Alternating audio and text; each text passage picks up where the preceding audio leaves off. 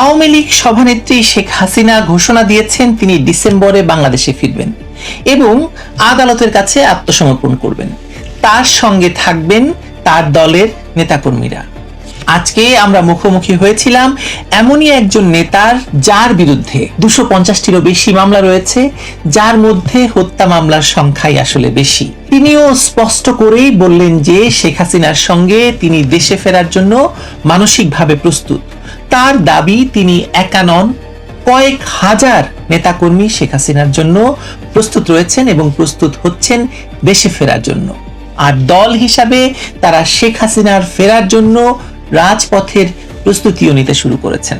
তিনি সরকারের কাছে জোর দাবি জানিয়েছেন সকল প্রকার হিংসা, দেশ আর বিভেদের রাজনীতি বাদ দিয়ে বাংলাদেশকে এগিয়ে নিয়ে যাওয়ার স্বার্থে নতুন এবং কার্যকর সম্পর্কের রাজনীতি শুরু করতে, আওয়ামী লীগের উপর থেকে নিষেধাজ্ঞা তুলে নিতে এবং ডক্টর মোহাম্মদ ইউনূস এবং তার সঙ্গীদের বিরুদ্ধে ব্যবস্থা গ্রহণের। চলুন কথা বলা যাক ডক্টর হাসান মাহমুদের সঙ্গে, সাবেক তথ্যমন্ত্রী, সর্বশেষ পররাষ্ট্রমন্ত্রী এবং আওয়ামী লীগের প্রথম সারির নেতা ডক্টর হাসান মাহমুদ। ধন্যবাদ হাসান মাহমুদ যোগ দেওয়ার জন্য।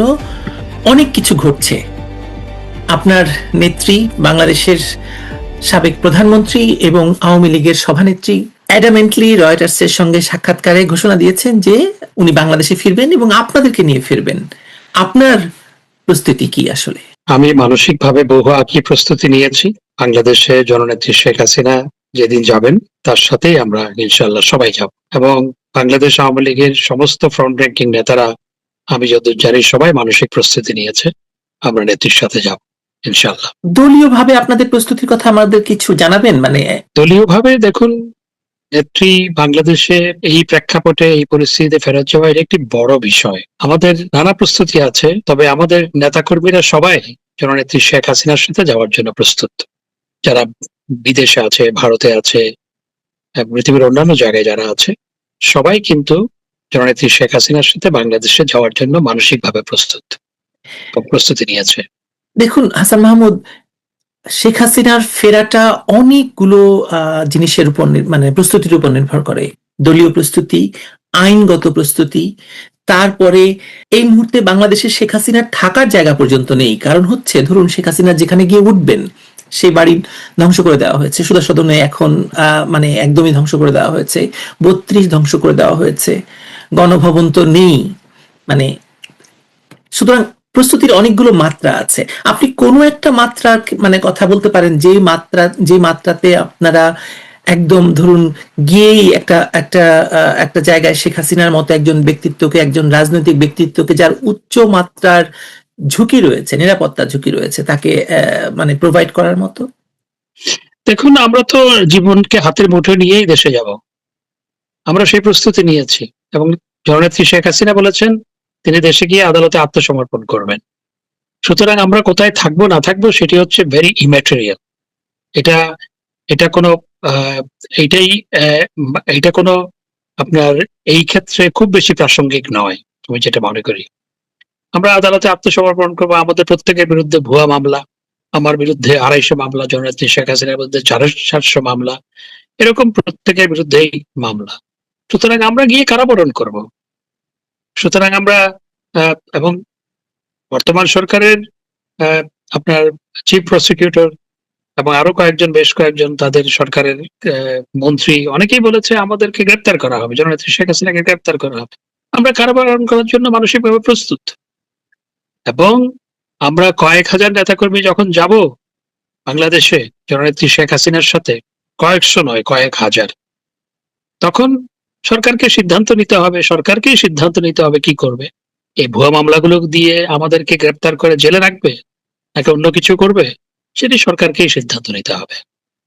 তার এই যে শেখ হাসিনার ফেরা, এটা তো একজন নেতার দেশে ফেরার কথা ব্যাপার নয়, এটি তো বাংলাদেশের রাজনীতির একটা নতুন সূচনা হতে যাচ্ছে। তাহলে অবশ্যই সেটি নতুন সূচনা নয়, বরং বাংলাদেশকে আপনার 24 সালের জুলাই আগস্টে মেটিকুলাস ডিজাইনের মাধ্যমে যেভাবে বাংলাদেশটাকে ধ্বংস করা হয়েছে, যেভাবে বাংলাদেশকে জঙ্গিদের হাতে তুলে দেওয়া হয়েছে, যেভাবে বাংলাদেশকে স্বাধীনতা বিরোধী অপশক্তির হাতে তুলে দেওয়া হয়েছে, যেভাবে বাংলাদেশকে মপতন্ত্রের মপ সন্ত্রাসের একটি স্বর্গরাজ্যে রূপান্তরিত করা হয়েছে, যেই দেশে মানবিকতা নাই, যেই দেশে মানুষ পুড়িয়ে হত্যা করা হয়, সেই দেশটাকে পুনরুদ্ধার করার জন্যই জননেত্রী শেখ হাসিনা জীবনের ঝুঁকি নিয়ে, আমরা সবাই জীবনের ঝুঁকি নিয়ে ইনশাআল্লাহ দেশে যাব।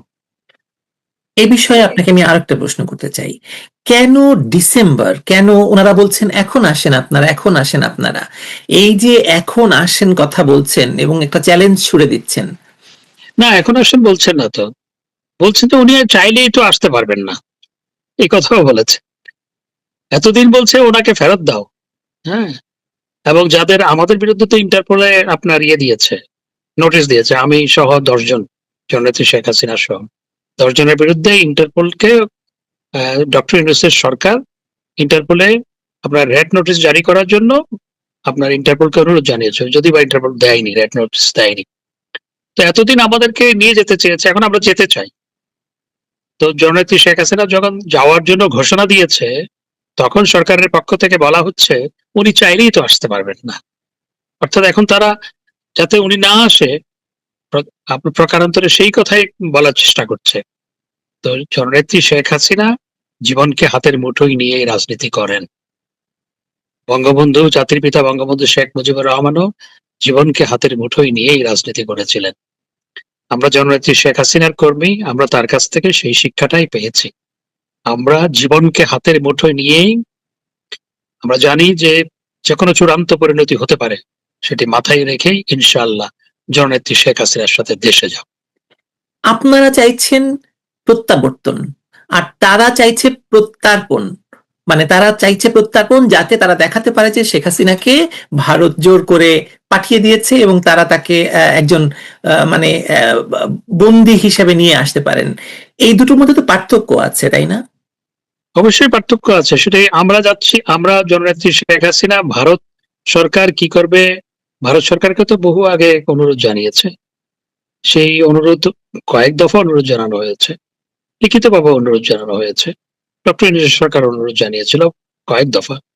তো সেটি তো কোনো, আপনার ভারত সরকার কি বলেছে আপনি জানেন, বা ভারত সরকার কি করতে পারে সেটিও আপনি বুঝেন, তারাও বুঝে। জননেত্রী শেখ হাসিনা, আপনার আপনার মনে আছে নিশ্চয়ই 2007 সালেও তাকে হত্যা মামলার আসামি করা হয়েছিল। আমি এয়ারপোর্টে ছিলাম সেদিন, হ্যাঁ। আচ্ছা, আমি নিজেও ছিলাম। তো তাকে হত্যা মামলার আসামি করা হয়েছিল, এবং সেই হত্যা মামলা, এবং তাকে বলা হয়েছিল শুধু হত্যা মামলার আসামি নয়, তিনি যখন আসার জন্য আপনি প্রস্তুতি নিলেন, আসার ঘোষণা দিলেন, সমস্ত এয়ারলাইনকে চিঠি দিয়ে জানিয়ে দেওয়া হলো তাকে যেন আপনার অনবোর্ড না করে, এবং বেশ কয়েকটা এয়ারলাইন্স রিফিউজ করেছে। হ্যাঁ, ব্রিটিশ এয়ারওয়েজ নিষেধ করেছিল। উনি এয়ারপোর্টে, হিথ্রোতে এয়ারপোর্টে ব্রিটিশ এয়ারওয়েজের যিনি এয়ারপোর্ট ডিউটির প্রধান ছিলেন তার সাথে আর্গুমেন্ট করেছিলেন। সেই আর্গুমেন্ট আমি খুব কাছ থেকে দেখেছিলাম। শুধু আর্গুমেন্ট নয়, উনি ওখানে সংবাদ সম্মেলনও করেছেন, হ্যাঁ, এবং সংবাদ সম্মেলন করার পর তারপর ওনাকে পরবর্তীতে তারা অনবোর্ড করে, এবং তিনি দেশে এসেছিলেন।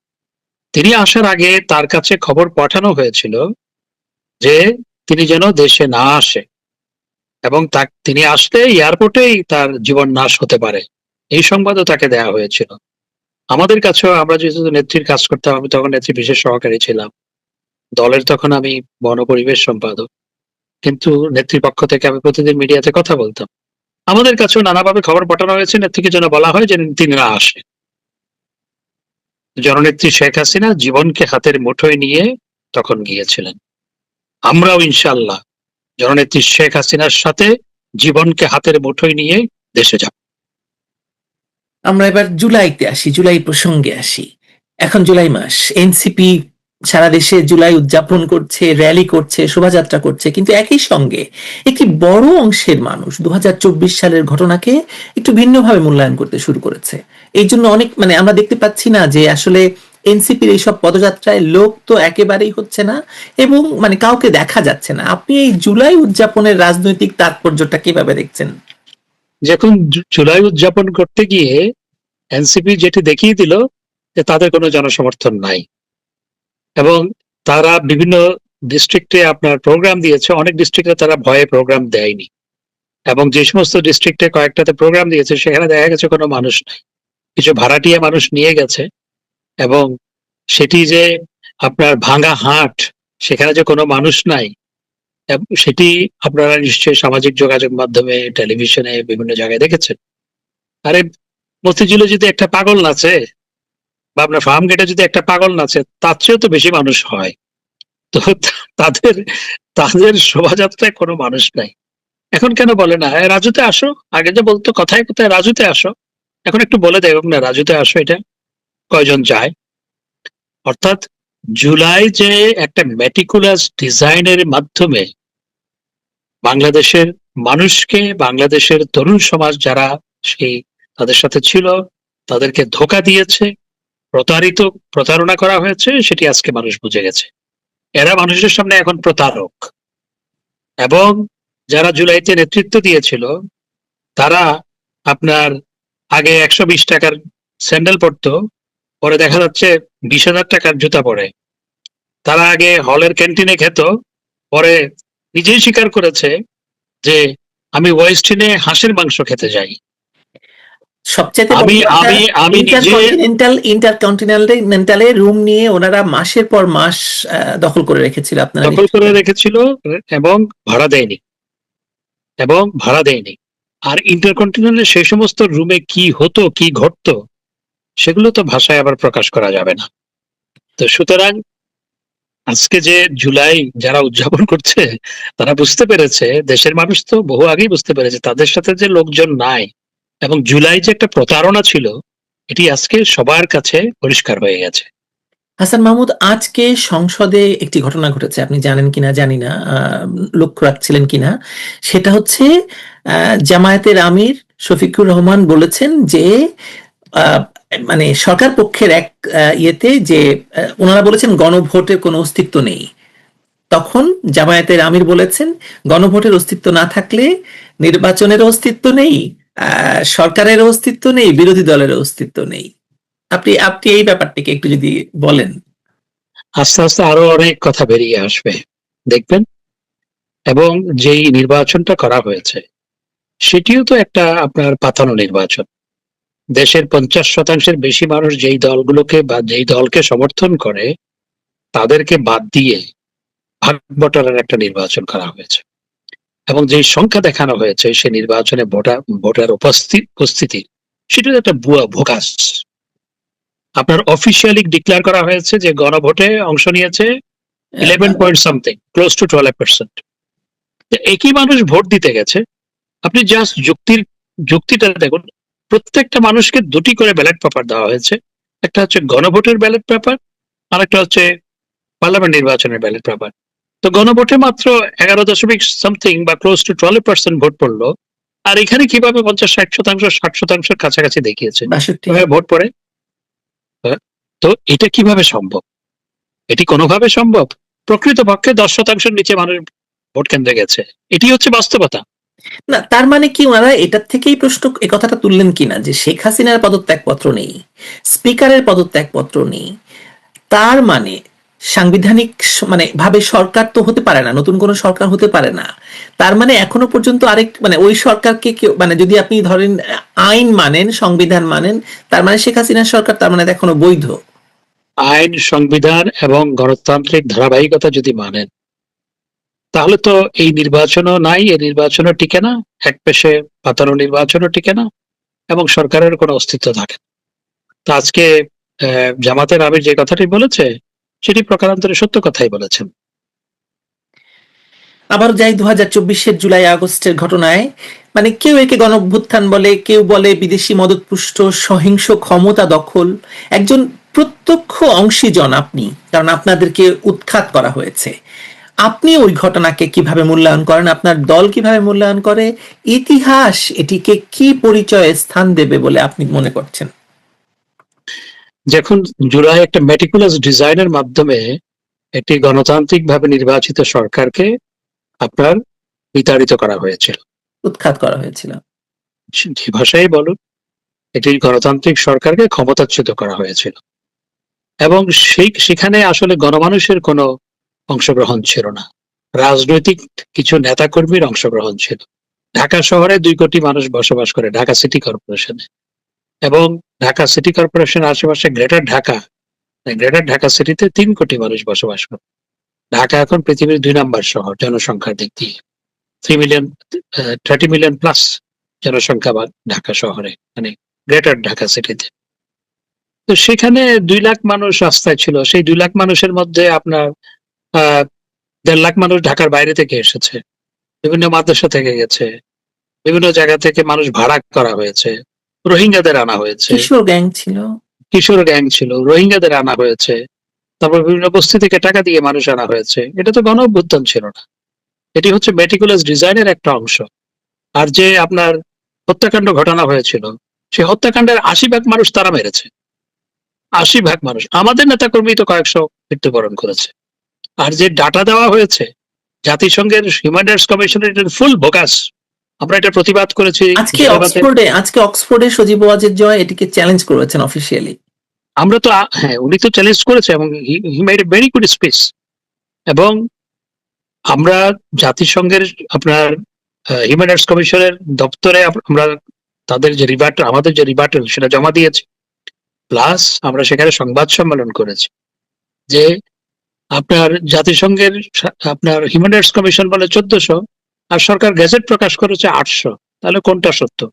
সে 800 যে গেজেট প্রকাশ করেছে সেখানে আবার 300, আপনার 250 থেকে 300, আমার সঠিক সংখ্যাটা জানা নেই, মোর দেন 200 এনিওয়ে, তারা আবার জীবিত ফেরত এসছে।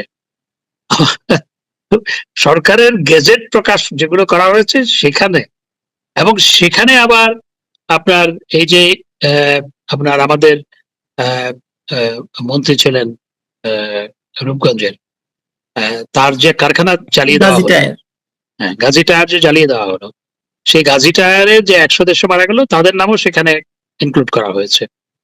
তারপর আমাদের নেতাকর্মীদের যেগুলো মৃত্যুবরণ করেছে তাদের আক্রমণে তাদের ইনক্লুড করা হয়েছে। তারপর আবার সেখানে এই 800-র মধ্যে তারপর আবার সেখানে আপনার ভাই ভাই গন্ডগোল, সেই জন্য যারা মারা গেছে তাদেরকে ইনক্লুড করা হয়েছে, পানিতে পরে মারা গেছে তাদের ইনক্লুড করা হয়েছে, আবার রোড অ্যাক্সিডেন্টে মারা গেছে তাদের ইনক্লুড করা হয়েছে। এগুলো তো আমার কথা নয়, এগুলো বাংলাদেশের বিভিন্ন পত্রপত্রিকায় আপনার প্রকাশিত হয়েছে, এগুলো নিয়ে প্রতিবেদন প্রকাশিত হয়েছে। So this is full bogus. Hasan Mahmud, একটি প্রাসঙ্গিক প্রশ্ন এখানে আসে সব সময়, এবং এটা এতবার বলা হচ্ছে যে শেখ হাসিনা পালিয়ে গেছেন, কিন্তু কি করে একজন পলাতক মানুষকে দেশের সেনাবাহিনীর বিমান আরেক দেশে রেখে আসে? উনি মোটেই পালিয়ে যাননি, উনি দেশ থেকে নিরাপত্তার জন্য সরে গেছেন এবং তাকে ফুল প্রটোকল দেওয়া হয়েছে। তার সাথে তার এডিসি ছিল, তার সাথে তাকে সামরিক উড়োজাহাজে করে তাকে সরিয়ে দেওয়া হয়েছে। এবং তিনি আসলে ভারতে যেতেও চাননি, তিনি চেয়েছিলেন মূলত টুঙ্গিপাড়া যেতে। তিনি যখন মাঝ আকাশে, তখন উনি জানতে পারেন যে তাকে ভারতে নিয়ে যাওয়া হচ্ছে, এবং তিনি নিজে আমাকে বলেছেন কয়েক দফা আলোচনা হয়েছে এবং তিনি চলে যাওয়ার পরপরও কথা হয়েছে। উনি জানতেনও না, তাকে নিরাপত্তার জন্য সরিয়ে দেওয়া হয়েছে, তিনি পালিয়ে যাননি। তিনি বরং গণভবন অভিমুখে, যেহেতু আপনার এই মেটিকুলাস ডিজাইনের অংশ হিসাবে এই আপনার যারা লুটতরাজকারী তাদেরকে লেলিয়ে দেওয়া হয়েছিল, সেই জন্য সেটাকেও প্রতিহত করা যেত। তার যে আপনার এসএসএফ ফোর্স ছিল বা আমাদের পার্টি ছিল, চাইলে প্রতিহত করতে পারতো, কিন্তু যেহেতু লোক ক্ষয় হবে সেজন্য তিনি সেটি করেননি। তিনি বরং সেখান থেকে সরে গিয়ে তিনি তৃতীয় একটি পথ বেছে নিয়েছেন, কারণ আসলে তো মানে এই সময় যে ওটাও করা যেতে পারে সেটা তো আসলে অনেকেই ভাবতে পারেননি।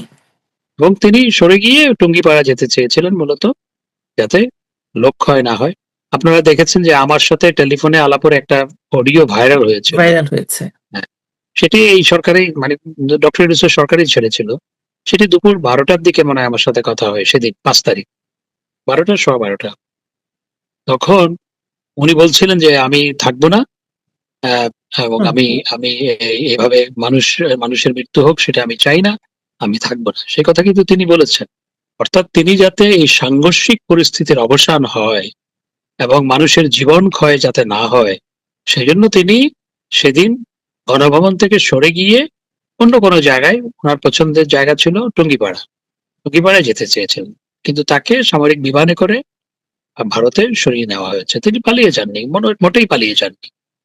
আবার আরেকটি প্রশ্ন করতে চাই 2024-এর ঘটনা নিয়ে, যে 2024 সালের আন্দোলনের সময় প্রকাশ্যে সমর্থন দেওয়া অনেক জনপ্রিয় অভিনয় শিল্পী, সঙ্গীত শিল্পী, শোবিজ ব্যক্তিত্ব এখন সেই আন্দোলনের নেতৃত্ব এবং সমন্বয়কদের সমালোচনা করছেন এবং জুলাই নিয়ে একটা যে জার্গন আছে সেই জার্গনটি ব্যবহার করছেন।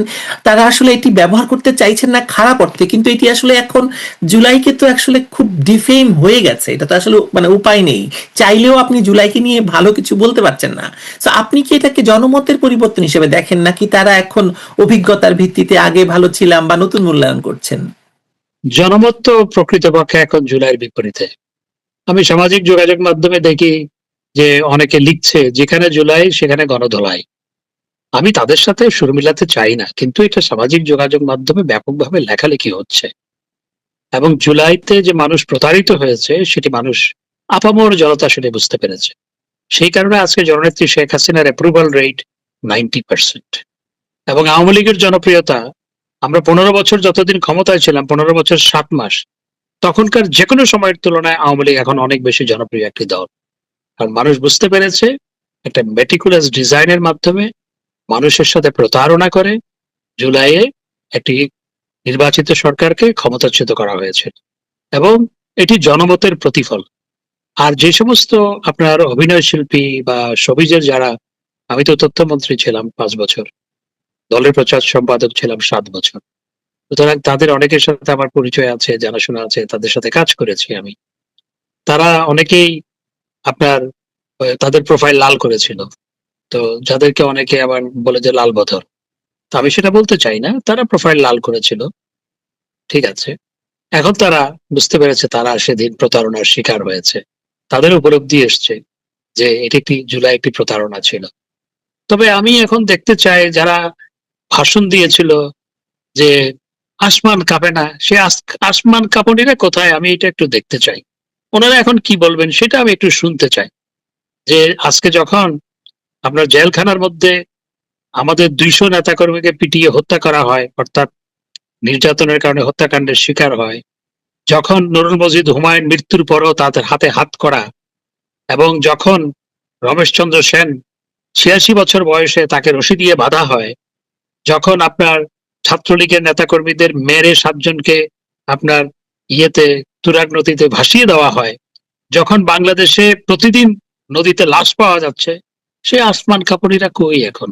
আমি তাদের তারা তো কথাটা আর একটু আপনাদের জানতে জন্য পারলে ভালো হতো। আপনাদের জন্য কাঁদবে না, আওয়ামী লীগ ছাত্রলীগের জন্য কাঁদবে না, আসমান তাদের আসমান কাঁপবে না, কিন্তু প্রশ্নটা হচ্ছে যে ধরুন এই যে এত বড় মানে আমি বলবো গণহত্যাই হচ্ছে, এখন একটা নীরব গণহত্যা চলছে সারা দেশব্যাপী। এই গণহত্যাকে মানে স্বীকৃতি পর্যন্ত কেউ দিচ্ছে না, মানে কোনো একজন বুদ্ধিজীবীর পক্ষ থেকে, কোনো একজন আইনজীবীর পক্ষ থেকে এই কথাগুলো বলা হচ্ছে না। এটা তো এক ধরনের মানে এটা কি ভয় থেকে, আপনার কি মনে হয় ভয় থেকে, নাকি মানে অন্য কিছু আছে? তা আমারও প্রশ্ন হচ্ছে সেই বুদ্ধিজীবীরা কই? আগে যে বিবৃতি দিত তারা কই এখন? এবং প্রেস ক্লাবের সামনে যারা মানববন্ধন করত, সেই বুদ্ধিজীবী, নারী অধিকার কর্মী, ওনারা কোথায় এখন? হ্যাঁ, একটা ভয়ের সংস্কৃতি বাংলাদেশে চালু করা হয়েছে। তো এতই যদি ভয়, তাহলে আপনারা একটা বিবৃতিও দিতে পারেন না। আপনারা প্রেস ক্লাবের সামনে দাঁড়াতে হয়তো আপনাদের ভয় লাগে। ভয় কিসের? সেই ভয়কে জয় করে তো অনেকেই কথা বলছে। একজনকে দেখলাম যে আপনার 10 টাকা দিয়ে আপনার সচিবালয়ের সামনে আপনার ভাত বিক্রি করছে। আরো অনেকেই তো কথা বলছে। আপনারা এত বড় বড় বুদ্ধিজীবী, আপনাদের বুদ্ধিগুলো কি সব লোপ পেল? সেটি আমারও প্রশ্ন। আজকে কই সেই বুদ্ধিজীবীরা? এরা যদি ভবিষ্যতে আবার মুখ দেখায়, আমি মনে করি জাতি তাদেরকে প্রতারক বলবে। যারা আজকে চুপ হয়ে আছে, যারা আজকে এই অনাচারের মধ্যে, যারা আজকে এই মব সন্ত্রাসের মধ্যে, যারা আজকে নীরব গণহত্যার মধ্যে মুখে কুলুপ এঁটেছে, চুপ করে আছে, মানুষ তাদেরকে চিনে গেছে। তারা সুযোগ সন্ধানী, প্রতারক, বিবৃতিজীবী। বুদ্ধিজীবীর নামে তারা বিবৃতিজীবী। সুতরাং এদেরকে মানুষ ভবিষ্যতে আর কখনো বিশ্বাস করবে না। হাসান মাহমুদ, 5 মাস হয়ে গেছে একটি সরকার ক্ষমতায় আছে এবং মানে দেশে বিদেশে এই সরকার নিয়ে এখন নানা ধরনের কথা চলছে। আপনি মানে মানে একটা সরকারের মানে নেতৃত্ব স্থানীয় পর্যায়ে ছিলেন, আপনি মন্ত্রী ছিলেন।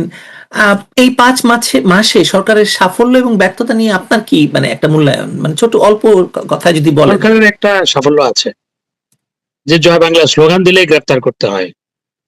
সরকারের সাফল্য হচ্ছে আপনার জয় বাংলা স্লোগান দিলেই, বঙ্গবন্ধুর ভাষণ বাজালে, আওয়ামী লীগের কথা বললে তাদেরকে গ্রেপ্তার করা। এটি হচ্ছে সরকারের সাফল্য। অন্য কোনো সাফল্য তো আমি দেখি না। আমরা সবাই ডক্টর ইউনূসকে দোষ দিচ্ছি হামের টিকা না দেওয়ার জন্য, বা হামের টিকা 2 বছর ধরে না দেওয়ার জন্য। সরকার তো এখন দেশ চালাচ্ছে আরেকটা সরকার, তাই কি তাদের নাই? আজকে সারা দেশে বন্যা, ওই বন্যার্তদের পাশে সরকার যেভাবে ঝাঁপিয়ে পড়ার কথা ছিল সেটি কি দেখতে পাচ্ছি আমরা? আমরা দেখতে পাচ্ছি না। আমার মনে আছে বরং প্রধানমন্ত্রী তো এখন বাস নিয়ে পদ্মা সেতু পার হচ্ছেন। বস নিয়ে পদ্মা সেতু পার হচ্ছেন, উনি সেলফি তুলছেন, উনি তারপর আপনার কদিন আগে সিনেমায়ও গেছেন। হ্যাঁ, সেলফি তোলা, সিনেমা দেখা, আমি এটাকে খারাপ বলছি না, কিন্তু সেটা কখন করবেন সেটা তো টাইমিং আছে। সেটা তো, এবং আমার তো তাদের সহযোগীরাই তো আজকে সমালোচনা করছে যে দেশের মানুষ যখন পানের পানিতে ডুবে যাচ্ছে তখন প্রধানমন্ত্রী সেলফি তোলে। এই কথা তাদের সহযোগীরাই বলছে। এবং সুতরাং শিক্ষামন্ত্রী ধরুন পরীক্ষা বাতিলের মতো একটা মানে কাজ করতে পারছেন না, পরীক্ষাটা পর্যন্ত চলছে এই বানের পানির ভেতরে। শিক্ষামন্ত্রী সম্পর্কে আমি কিছু বলতে চাই না, কারণ আমি নিজেও শিক্ষকতা করেছি। আমি মন্ত্রী থাকাকালীনও পার্ট টাইম শিক্ষকতা করেছি, তার আগে তো পুরোদস্তুর শিক্ষকতা করেছি। তো শিক্ষামন্ত্রীকে নিয়ে ছাত্ররা কি লিখছে, শিক্ষামন্ত্রীকে ছাত্ররা আমি বলতে চাই না, কারণ শিক্ষামন্ত্রী একজন সম্মানী মানুষ, আমি তার সম্পর্কে কিছু বলতে চাই না, কিন্তু ছাত্ররা বলছে শিক্ষামন্ত্রী একটা জোকার। হ্যাঁ, আমি সেটা বলতে চাই না। এবং তিনি শুধু পরীক্ষায় নকল, এখন কি নকল হয়? এখন পরীক্ষার সিস্টেমই তো বদলে গেছে, পরীক্ষার সিস্টেমে তো নকলের সুযোগ নাই আসলে। তো তো আজ থেকে 20-30 বছর আগের যে সিস্টেম, সেই সিস্টেম তো নাই এখন। তো সুতরাং শিক্ষামন্ত্রী সম্পর্কে আমি কিছু বলতে চাই না। ইদানিং অবশ্যই একটু চুপচাপ আছেন দেখতে পাচ্ছি, কিন্তু তিনি যে প্রথম কয়েক মাস যা করলেন, এটা ইটস এ ফান। এবং ছাত্ররা এগুলো নিয়ে যেভাবে ট্রল করেছে, যেভাবে, এটি উন্নত দেশ হলে, ইউরোপের কোনো দেশ হলে শিক্ষামন্ত্রী এগুলোর কারণে পদত্যাগ করত। আপনার সবচেয়ে মানে এই সরকারের নীতিগত ভুল কি বলে মনে হয়? প্রথমত নীতিগত ভুল হচ্ছে, আমি যেটা মনে করি সেটি হচ্ছে, এই সরকার যেটি পারত সেটি হচ্ছে প্রথম থেকে যে politics of confrontation and politics of হেইটটাকে আপনার অ্যাবান্ডন করে সবাইকে অ্যাকোমোডেট করার একটা রাজনীতি করতে পারতো, সেটি তারা করেনি। এবং সবচেয়ে বড় ভুলগুলোর মধ্যে তো অনেকগুলো ভুল আছে, যেমন যে ইন্ডেমনিটি দেওয়া হলো, এই যে পুলিশ হত্যা, তারপর জুলাই আগস্টে যে সমস্ত ঘটনা ঘটেছে সেগুলোর কোনো বিচার হবে না, নির্বিচারে মানুষ হত্যা, সেগুলোর যে বিচার হবে না, সেটাকে যে আইনে রূপান্তর করলো, সেটি তাদের বড় ভুল। এবং আওয়ামী লীগ যে নিষিদ্ধ করা হয়েছিল একটি প্রেস নোট দিয়ে, একটি অর্ডার দিয়ে, সেটিকে যে তারা আইনে রূপান্তর করলো, সেটিও একটা বড় ভুল। ইতিহাসের পুনরাবৃত্তি হয়। আজকে সজীব ওয়াজেদ জয় এই কথাটি বলেছেন তার বক্তব্যে অক্সফোর্ডে, যে মানে এটা একটা মানে ভবিষ্যতে যদি কন্টিনিউ করা হয় তাহলে একটা দেশকে একটা গৃহযুদ্ধের দিকে ঠেলে দেওয়া হবে, এ কথা উনি বলেছেন। কিন্তু আমার প্রশ্নটা আপনার কাছে, যে ধরুন এই যে আওয়ামী লীগকে রাজনৈতিক প্রক্রিয়া থেকে দূরে রাখা, দলের বিরুদ্ধে নিষেধাজ্ঞা, নেতাকর্মীদের বিরুদ্ধে ধারাবাহিক মামলা, হত্যা, আপনি বাংলাদেশের গণতন্ত্র এবং বহুদলীয় রাজনীতির জন্য এই কতটা দীর্ঘমেয়াদী ঝুঁকি হিসেবে দেখেন এটাকে?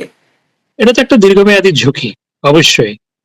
এবং যেই উদাহরণ তৈরি করা হলো, এগুলো যদি কন্টিনিউ করে, সজীব ওয়াজেদ জয় যথার্থই বলেছেন, তাহলে যেটি হবে, বাংলাদেশে কখনো আপনার এই confrontational politics, politics of hate কখনো বাংলাদেশ থেকে যাবে না, এবং সেটি না গেলে রাষ্ট্র কখনো আগাবে না। যেটি বিএনপি এখন করেছে বা করে যাচ্ছে, আমরা আশা করেছিলাম, সজীব ওয়াজেদ জয়ও নির্বাচনের পরপরই সাক্ষাৎকার দিয়ে বলেছিল যে আমরা বিএনপি যদি আলোচনা করতে চাই, আমরা আলোচনার পক্ষপাতী, রাজনীতির মধ্যে আলোচনা থাকতে হয়। আমিও তার বক্তব্যের সাথে ইকো করেছিলাম বিভিন্ন সাক্ষাৎকারে। আমি আজকেও বলবো যে হ্যাঁ, আমরা সবসময় আমরা রাজনীতিতে আলোচনা থাকতে হয়, কিন্তু তারা যে কনফ্রন্টেশনাল পাথ নিয়েছে, এটা তো আলোচনা তো দূরের কথা, যেভাবে আরো ঘৃণা ছড়িয়ে দেওয়া হচ্ছে, স্বরাষ্ট্রমন্ত্রী কিভাবে বলে যে আওয়ামী লীগ নামে কোনো দল নাই? কবর হয়ে গেছে স্বরাষ্ট্রমন্ত্রী দিল্লিতে, উনি বলছেন। দিল্লিতে কবর হয়ে গেছে। একজন দায়িত্বশীল মানুষ কি এই কথাগুলো বলতে পারে? উনি তো শিলংয়ে ছিলেন, তো শিলংয়ে ওনার কি কবর ছিল? শিলং থেকে তো তিনি শিলংয়ে ছিলেন না, তিনি শিলংয়ে ছিলেন 2 বছর, এরপরে তিনি দিল্লিতেই ছিলেন। এবং দিল্লিতে কোন জায়গায় ছিলেন? তিনি শিলংয়ে ছিলেন কিছুদিন, পরে তিনি দিল্লিতে ছিলেন। দিল্লিতে কোথায় ছিলেন সেটিও আমরা জানি। সুতরাং উনি দিল্লিতে ছিলেন, আর আমি এটা একটা ছিলেন। স্কুপ তাহলে যে উনি দিল্লিতে ছিলেন। হ্যাঁ, উনি দিল্লিতে ছিলেন তো। উনি দিল্লিতে কোন জায়গায় ছিলেন সেটাও তো আমরা জানি। উনি আবার আমার চাটগাঁইয়া ভাই। তো উনি যেভাবে বলছেন সেটি আসলে একজন দায়িত্বশীল মানুষের এইভাবে বলা অনুচিত। এটি একটি ছাত্র দলের, আপনার কলেজের নেতা বলতে পারে, এটি ছাত্র দলের ওয়ার্ডের নেতা বলতে পারে, কিন্তু ওনার মুখে এই কথাগুলো মানায় না। কিন্তু উনি এগুলো তো ডিফ্যাক্টো প্রধানমন্ত্রী প্রায়, ওনার এত ক্ষমতা, উনি তো প্রধানমন্ত্রীর মানে উনি যদি ছায়া প্রধানমন্ত্রী মানে বলতে পারেন। মানুষে তাই বলে অনেকে, আমি জানি না আসলে কি, মানুষে তাই বলে অনেকে।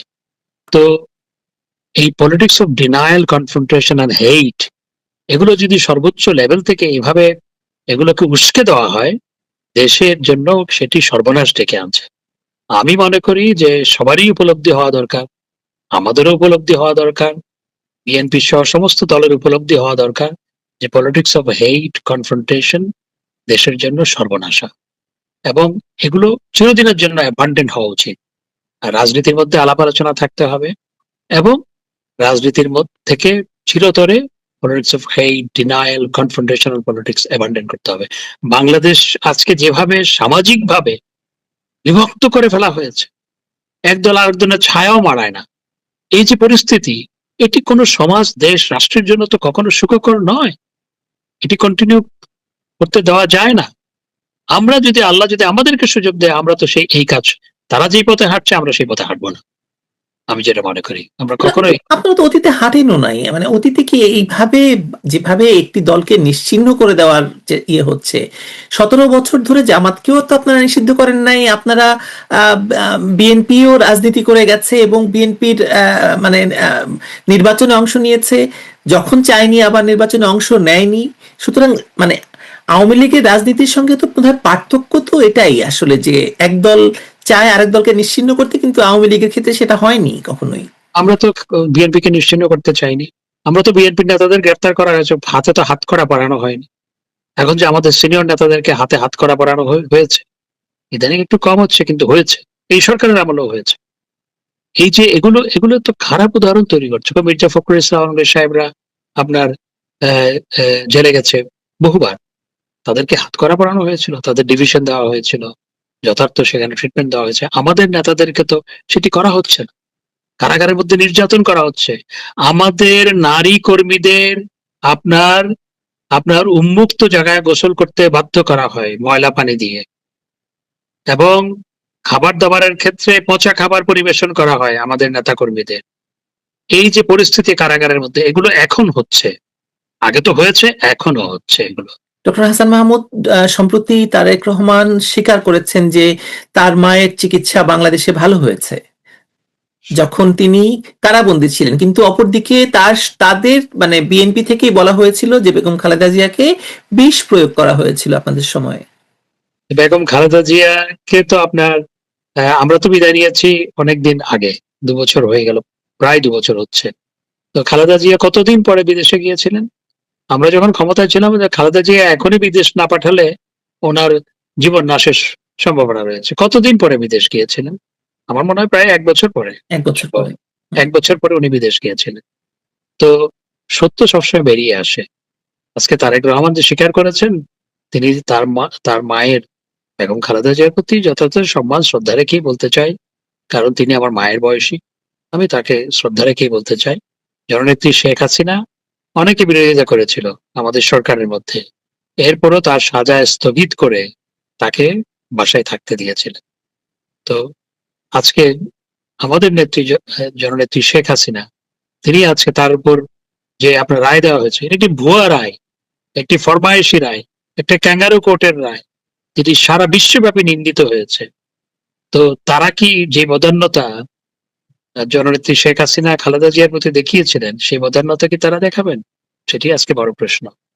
ডক্টর তো হাসান মাহমুদ, শেষ প্রশ্ন করতে চাই যে আমরা দেখলাম যে ডক্টর ইউনূসের মানে অবৈধ সরকার ক্ষমতায় বসেই সব সাজাপ্রাপ্ত আসামিদের, সকল সাজাপ্রাপ্ত আসামিদের মুক্ত করে দিল, এমনকি যারা যুদ্ধাপরাধের দায়ে মৃত্যুদণ্ডপ্রাপ্ত আসামি তাদেরকেও মুক্ত করে দেওয়া হলো। আপনাদের সামনে তো প্রেসিডেন্স আছেই এই ইয়ে করার, এই মানে যে আদালত এখন চলছে সে আদালতের হাতে তো প্রেসিডেন্স আছেই, মানে মৃত্যুদণ্ডপ্রাপ্ত আসামিদের মুক্ত করে দেওয়ার মতো। মৃত্যুদণ্ডপ্রাপ্ত আসামিদের মুক্ত করে দেওয়া হয়েছে, তাদের অনেকে এমপিও হয়েছে। তো এখন এগুলো তো রাজনৈতিক বিচার, আসলে এগুলো হচ্ছে রাজনৈতিক বিচার এবং প্রতিহিংসামূলক বিচার, ডক্টর ইউনূসের প্রতিহিংসামূলক বিচার। এখন তো ডক্টর ইউনূসের বিচার করা দরকার, বাংলাদেশের মাটিতে এখন ডক্টর ইউনূসের বিচার করা দরকার। আমি বর্তমান সরকারের কাছে দাবি করব ডক্টর ইউনূস এবং উপদেষ্টাদের বিচার করার জন্য। এই চটাং চটাং কথা বলতো যে সমস্ত উপদেষ্টা, একজন কি বলেছিল, 50 বছর রাজনীতিবিদরা কিছু করতে পারে না, এই বিধায় ওনাদের আসতে হয়েছে। উনি দেখলাম যে লাল গালিচা বিছিয়ে উনি আপনার খাল খনন করতে গেছে, ওখানে লাল গালিচা পড়া। আপনি তো, ওনাকেই বলছি, আপনি তো অনেক মামলা করেছিলেন, আমি তো পরিবেশ মন্ত্রী ছিলাম, আমার সময়ে অনেক মামলা করেছিল, তো অনেক মামলা করেছিল হাইকোর্টে, তারপর আপনার বিভিন্ন সভা সমিতিতে অনেক কথা বলতো। আমাদের সময় আমরা পলিথিন নিষিদ্ধ করে ফেলেছি এবং ব্যবহার একদম অনেক কমিয়ে এনেছিলাম। কই আপনি 2 বছর ছিলেন, কিছু করতে পেরেছেন? পলিথিন নিষিদ্ধ হয়েছে, পলিথিন বন্ধ হয়েছে? আমার তার কাছে প্রশ্ন। চটাং চটাং এই সমস্ত আপনার হামের টিকা না দেওয়া, এই মব সন্ত্রাস, এগুলোর জন্য তো তারা দায়ী, তাদের বিচার হওয়া দরকার। ডক্টর ইউনূস সহ এদের সবার বিচার হওয়া দরকার। শেখ হাসিনা ফিরলে সাংবিধানিক কোনো চ্যালেঞ্জ হবে বলে মনে হয় আপনার? সাংবিধানিক কোনো চ্যালেঞ্জ না, চ্যালেঞ্জ হবে যারা রাষ্ট্রটাকে আজকে পিছিয়ে দিয়েছে, রাষ্ট্রটাকে আজকে মপতন্ত্রের হাতে তুলে দিয়েছে, রাষ্ট্রটাকে আজকে যারা স্বাধীনতা বিরোধী অপশক্তির হাতে তুলে দিয়েছে, জঙ্গিদের হাতে তুলে দিয়েছে, তাদের জন্য চ্যালেঞ্জ হবে। অশেষ ধন্যবাদ ডক্টর হাসান মাহমুদ। আমরা নিশ্চয়ই আপনার সঙ্গে যোগাযোগ রাখবো, কারণ আপনাদের যাওয়ার সময় ঘনিয়ে আসছে এবং আপনারা নিশ্চয়ই প্রস্তুতি নিচ্ছেন। আপনারা সফলভাবে প্রস্তুতি নিন, আমি সেই কামনা করছি, এবং আমি নিশ্চিত যে আমার যারা দর্শক আছেন তারাও আপনাদের জন্য উন্মুখ হয়ে আছেন যে আপনারা কবে ফেরেন বাংলাদেশে। সকল পক্ষই, মানে যারা আপনাদেরকে শাস্তি দিতে চায় তারা তো বটেই, যারা আপনাদেরকে নেতা মানেন, আপনাদের রাজনীতি করেন তারা তো বটেই। ইনশাআল্লাহ। ভালো থাকবেন। আপনাকেও ধন্যবাদ। জি।